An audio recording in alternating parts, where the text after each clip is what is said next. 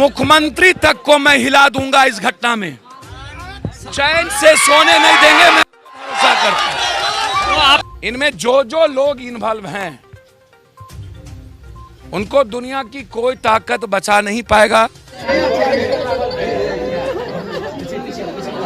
हमारी बातचीत इस इशू पर डीजी से भी और सीएम हाउस से भी हुई थी। हमारे 2-3 बच्चे पूर्णिया में, जब हम परसों बकरीद में थे तो पूरी जानकारी हमें बच्चे से मिली। चूँकि इस बीच में लगातार राजीव नगर, नेपाली नगर में बहुत बड़ा जुल्म, उत्तर प्रदेश से भी बड़ा बुलडोजर और पूरी पटना को ख़त्म करने की तैयारी थी। सत्ता पक्ष और विपक्ष दोनों पूरे बिहार से गायब थे और उस हालात में अकेला लगातार 4 दिनों से पटना में लाठी गोली चलती रही, उसमें हम इंगेज रहे। और जिस कारण से इस बच्चे की जब घटना घटी तो उसकी जानकारी तुरंत में हमको नहीं पहुंच पाया और लगातार कुछ न कुछ मर्डर होते रहे। इस बीच में हमको चोट भी बहुत ज़बरदस्त लगने के कारण मैं अभी भी सुई लेके आया हूँ, फीवर 103 डिग्री। लगातार उस दिन के बाद कभी सीभर में सुबोध यादव मुखिया, फिर 2 सगे भाई की हत्या, परसों में कटवा में था जहाँ 2 भाई की हत्या हो गई। कल हम बेगूसराय बेलदौर में थे जहाँ 4 हत्याएं, 19 साल के बच्चों को गोली मार दिया गया। बेलदौर में ट्रैक्टर में चढ़ा करके मार दिया दबंगों ने। पुनपुन में 2 सगे भाई की हत्या हो गई थी। तो मैं आने में मुझको देर हुई, मैं क्षमा चाहता हूँ, लेकिन कार्रवाई लगातार इस पर मेरी नज़र थी। आईजी साहब से, पूर्णिया आईजी से मैं 2-2 बार बातचीत किया था और पूर्णिया आईजी इस केस को खुद मॉनिटरिंग डायरेक्ट कर रहे हैं। जो हालात हैं बिहार के, 4 दिन पहले हम रक्सौल में थे, एक इकलौते बेटे को गोली मार दी गई।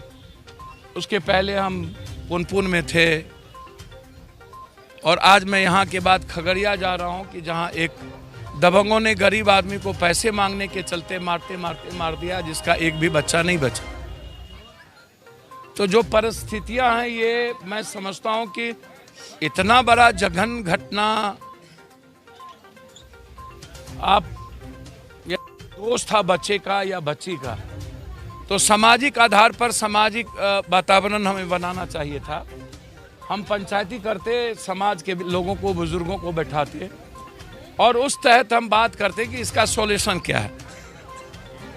बच्ची और बच्चे यदि एक राजी थे शादी करने के लिए तो वो अपनी बेटी के लिए तय करता कि उनको किस तरीके से बच्ची को रखना है, आप बच्ची के नाम क्या चाहते हैं।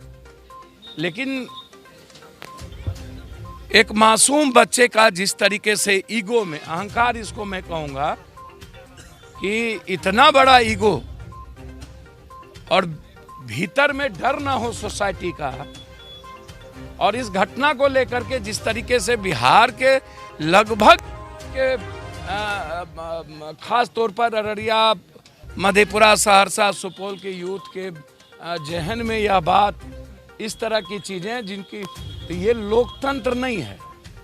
हम ऐसे ही, इसीलिए हम बार बार लड़ते हैं और हम कहते हैं कि लोकतंत्र का मिजाज क्या है। यदि हमारे जीने की आज़ादी आप छीन लें, विचारों की आज़ादी छीन लें, यदि कानून के तहत काम करने की आज़ादी छीन लें, हमारी आर्थिक आज़ादी छीन लें, हमें अहंकार और ताकत का एहसास आप करवाते रहें, सरकार और सत्ता का एहसास करवाते रहें और आम आदमी सुरक्षित ना हो। थाना पदाधिकारी को तो कोई मतलब है नहीं, वो तो जमीन, बालू, शराब, ड्रग्स, फॉरेक्स, एसमैक्स, वाइटनर, इनमें लगे हुए हैं। उनको तो टारगेट पूरा करना है, 20 लाख 40 लाख पहुंचाना है ऊपर। इन नेताओं की नक्सेस होती है, हिम्मत नहीं होता है इन सब नेताओं को वोट और सियासत के चलते कि अपराधी और माफिया और समाज में ऐसे चीज़ों का विरोध करें। मैं सिर्फ 2 बात कह के जाता हूं।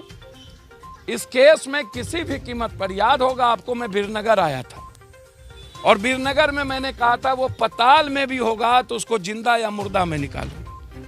बलात्कार की घटना में हम आए थे।